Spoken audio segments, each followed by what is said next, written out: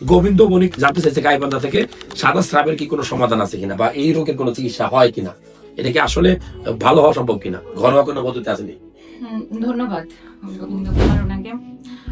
সাদা shrub mainly হচ্ছে normally থাকে কিছু, এটা নর্মাল থাকে, কিন্তু যদি হচ্ছে এটা পরিমাণ বেশি হয়, এটা কালার ইউলিশ কালার হয়ে যায়, এটা যদি দইয়ের মতো হয়ে যায়, এটা যদি এক্সেসিভ অ্যামাউন্টে হয়ে যায়, তাহলে আপনার এটার জন্য চিকিৎসা লাগবে।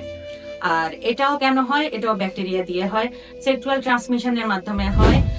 যেমন হচ্ছে ট্রাইকোভ্যাজাইনালিস ইনফেকশন আছে, ট্রাইকোমোনিয়াসিস ইনফেকশন আছে, বিভিন্ন রকম হচ্ছে ব্যাকটেরিয়াল ইনফেকশন দিয়েও হতে পারে। এটার জন্য যা করতে হবে, আমাদেরকে পরিষ্কার পরিচ্ছন্ন থাকতে হবে, ঘন ঘন শেভ করে ফেলতে হবে, চেষ্টা করতে হবে 7 থেকে 10 দিনের ভিতরে শেভ করে ফেলার জন্য।